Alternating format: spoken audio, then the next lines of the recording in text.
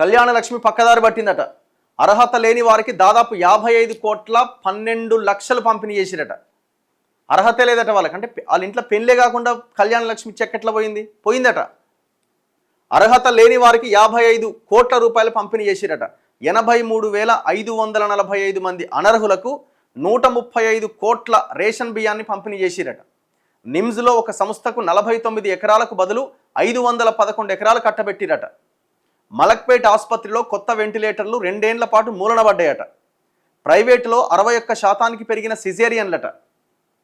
నివేదికను అసెంబ్లీలో ప్రవేశపెట్టిన ప్రభుత్వం. ఇదేం నివేదిక? కాగ్ నివేదిక. రాష్ట్ర వ్యయం 80%, అంటే రాష్ట్రం ఖర్చు పెడుతున్నది. 2024-25లో బడ్జెట్ లక్ష్యాల మేరకు ప్రభుత్వం ఖర్చు పెట్టలేదన్న కాగ్. అంటే బడ్జెట్ అంచనాలు ఎంతైతే ఇప్పుడు 3,24,000 కోట్లు పెడితే అందులో 3,24,000 కోట్లు ఖర్చు పెడతలేరు.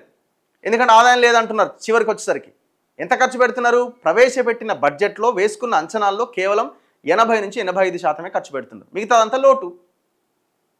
అందుకే మనం లెక్కలు చూసి ఆహా ఊహా అని అనడానికి వీల్లేదు. ఇది ఒక భాగం అయితే, కళ్యాణ లక్ష్మి పథకంలో అవకతవకలు చోటు చేసుకున్నాయని controller and auditor general CAG తేల్చి చెప్పింది. సబ్సిడీ ధర మీద పంపిణీ చేస్తున్న బియ్యం కూడా పక్కదారి పడుతోందని, వేలాది మంది అనర్హులకు బియ్యం చేరుతోందని తెలిపింది. అప్పుడు కాదు ఇప్పుడు పోయిన నెల రేషన్ బియ్యం ఇచ్చి ఉన్న అందులో కూడా అనర్హులు ఉన్నారు. అంతకు ముందు నుంచే కాదు, అది నడుస్తూనే ఉంది. ఇప్పుడు తెలంగాణలో మొత్తం రేషన్ కార్డు, 1 కోటి రేషన్ కార్డులు ఉంటే అందులో దాదాపు 3 కోట్లకు పైన కార్డు సభ్యులు ఉన్నారు. మరి 3 కోట్ల మంది పేదోళ్ళు అయినప్పుడు మొత్తం పేదోళ్ళే కదా, రేషన్ కార్డ్స్ ఉన్నప్పుడు అంతా పేదోళ్ళే కదా. ఆ సిచ్యువేషన్ ఉందా? రాష్ట్రంలో ప్రభుత్వ రంగ వైఫల్యంపై ఆందోళన వ్యక్తం చేసింది. దాదాపు సగం పోస్టులు ఖాళీగా ఉన్నాయి. ఔషధాల సరఫరా సరిగ్గా లేదు. ఉన్న యంత్రాలు కూడా వాడకుండా మూలన పడేస్తున్న దారుణమైన నిర్లక్ష్యం నెలకొందని ఆక్షేపించింది. ఇక పరిశ్రమలకు భూములు కేటాయించి ఉపాధి అవకాశాలు లభించేలా చూడాల్సిన టీజీఐఏసీ లీలలు అన్నీ ఇన్ని కావని వెల్లడించింది. కాగ్ నివేదికను ప్రభుత్వం సోమవారం అసెంబ్లీలో ప్రవేశపెట్టింది. ఎంత ఘోరం అసలు ఇది, ఎంత అన్యాయం.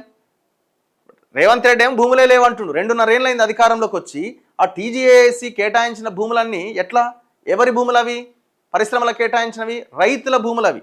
పరిశ్రమలు వస్తున్నాయి అని రైతుల దగ్గర నుంచి అడ్డి వావుషేరికి భూములు సేకరించి వాళ్ళకి ఎంతో 2 లక్షలు 3 లక్షలు వాళ్ళ మొఖాన కొట్టి భూములు సేకరించి వాటిని కార్పొరేట్ కంపెనీలకు 40 ఎకరాలు ఇవ్వాల్సిన 511 ఎకరాలు కట్టబెట్టిరట.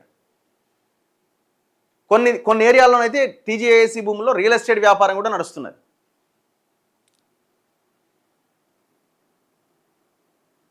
సో నిన్న ఈ భయంకరమైన కాగ్ రిపోర్ట్ని అసెంబ్లీలో ప్రవేశపెట్టడం జరిగింది. ఇక ఏం చెప్తున్నారు? వైద్య శాఖలో 45% ఖాళీలు ఉన్నాయట. మరి వేయచ్చు కదండి ఆ పోస్టులు. ఇప్పుడు 1,91,000 ఖాళీలు ఉన్నాయని బిశ్వాల్ కమిటీ గతంలో ఈ నిరుద్యోగ అంశం మీద రిపోర్ట్ ఇచ్చినప్పుడు కాంగ్రెస్ దాన్ని వాడుకున్నది. అరే 1,91,000 ఖాళీలు ఉన్నాయి, ఎందుకు ఉద్యోగాలు వేస్తలేవని. అధికారంలోకి వచ్చి 2.5 సంవత్సరాలు అయింది. ఇంకా ఆయన సంవత్సరం నుంచి చెప్పుకుంటున్నాడు 70,000 ఉద్యోగాలు ఇచ్చినా, 60,000 ఉద్యోగాలు ఇచ్చినా అని. 4 నెలలు అయితే 40,000 ఉద్యోగాలు వేయబోతున్నా ఇంతవరకు ఒక్క ఉద్యోగం వేసింది లేదు. దాదాపు సగం ఉద్యోగ ఖాళీలు ఉన్నాయట. రాష్ట్రంలో ప్రజారోగ్య వ్యవస్థలో తీవ్రమైన లోపాలున్నాయని కాగ్ వెల్లడించింది. ప్రభుత్వాసుపత్రుల్లో 45% పోస్టులు ఖాళీగా ఉన్నాయి. ఆరోగ్య సేవల నిర్వహణ, మౌలిక సదుపాయాలు, మందుల సరఫరాలో భారీ నిర్లక్ష్యం నెలకొంది. 2016-17 నుంచి 2021-22 మధ్య వైద్య ఆరోగ్య శాఖపై కాగ్ నిర్వహించిన ఆడిట్ నివేదికను తాజాగా సర్కార్ విడుదల చేసింది. అంటే పోయిన గవర్నమెంట్ హయాంలో జరిగిన వ్యవహారాలు అన్నట్టు ఇవన్నీ. దీని ప్రకారం వైద్య శాఖలో 45% పోస్టులు ఖాళీగా ఉన్నాయి. వైద్య కాలేజీల్లో అసోసియేట్, అసిస్టెంట్ ప్రొఫెసర్ పోస్టులు పెద్ద ఎత్తున ఖాళీగా ఉండడంతో భవిష్యత్తు వైద్యుల ప్రమాణాలపై ప్రభావం పడే ప్రమాదం ఉన్నది. పల్లె దవాఖానాల్లో ఇదే పరిస్థితి. సెంట్రల్ మెడిసిన్ స్టోర్స్లో ఔషధాలు లేకపోవడంతో 2019-22 మధ్యకాలంలో 771 కోట్ల విలువైన మందుల ఇండెంట్ సరఫరా చేయలేకపోయారు. పలు ఆసుపత్రుల్లో వైద్య యంత్ర పరికరాలు నిరుపయోగంగా ఉన్నాయి. మలక్పేట్ ఆసుపత్రికి పంపిన 25 వెంటిలేటర్లను దాదాపు 2 ఏళ్ల పాటు ప్రారంభించలే. మలక్పేట్ ఆసుపత్రి కడ 25 వెంటిలేటర్లు పంపితే ఇంతవరకు ప్రారంభించలేదట. ఎక్కడి దారుణం ఇది? 2017-18లో 40% ఉన్న సిజేరియన్ ప్రసవాలు 2021-22కి వచ్చేసరికి 61%కి పెరిగినాయట. మరి ఇప్పుడు 2021-22 ఇచ్చినారు. మరి ఇప్పుడు పరిస్థితి ఏంది? ఇప్పుడు ఇంకెంత దారుణంగా ఉన్నది? రేవంత్ సర్కార్కు కాగ్ నివేదిక చెంపపెట్టట బీఆర్ఎస్ నేత తన్నీరు హరీష్ రావు. ఇది చదువుకోని ఆయన ఇది చదువుకో, ఇది నీ హయాంలో ఉన్న పరిస్థితే. ఇప్పుడేం మేము మారిందని అంటలేం, యాజ్ ఇట్ ఈజ్ అట్లనే నడుస్తున్నది. ఇది నీ హయాంలో పరిస్థితి బయటపెట్టింది కాగ్. అండ్ దట్టు మీరు ఇదే వైద్య ఆరోగ్య శాఖ పదవిని కూడా నిర్వర్తించారు అనుకుంటా కదా. గతంలో ఆయన ఎవరు ఈటలకు ఉంటే దాని తర్వాత మీకు వచ్చింది కదా.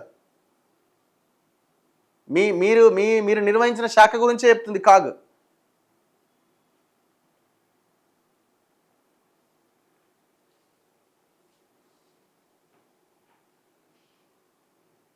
అయ్యో, కళ్యాణ లక్ష్మి పథకం అమలుకు సరైన నియంత్రణ లేవని, లబ్ధిదారుల సమాచారాన్ని సరిచూసుకునేందుకు ప్రత్యేక వ్యవస్థ లేదని కాగ్ పేర్కొన్నది.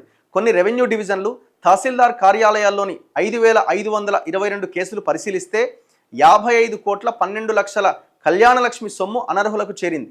తక్కువ వయసున్నవారు, అర్హత ప్రమాణాల కంటే తల్లిదండ్రుల ఆదాయం ఎక్కువగా ఉన్నవారు, పథకాన్ని ప్రవేశపెట్టిన తేదీ కంటే ముందుగా వివాహం చేసుకున్నవారు ఈ అనర్హుల్లో ఉన్నారు.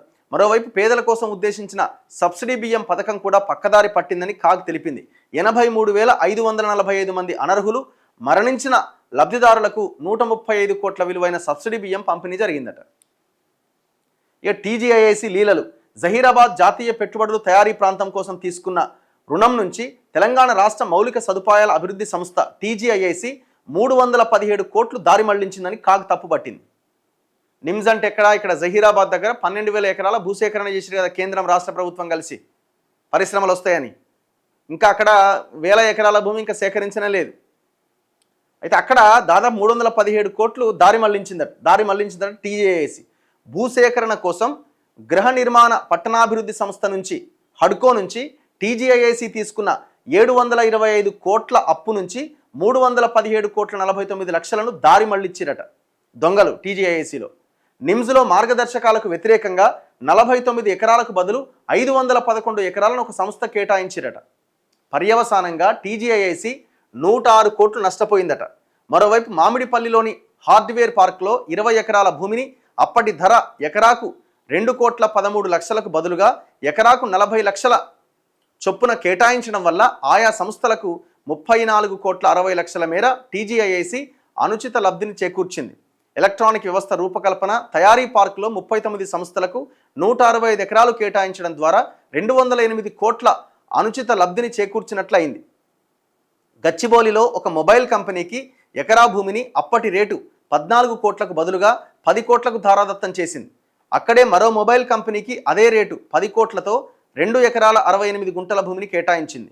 మంఖాల్ ప్లాస్టిక్ పార్కు కోసం 23 ఎకరాల భూమిని అంచనా వేసినప్పటికీ 29 ఎకరాలను రాయితీ ధరకు కేటాయించారు. వీటన్నింటి వల్ల టీజీఐఐసికి కోట్లలో నష్టం వాటిల్లింది. దొంగలంతా.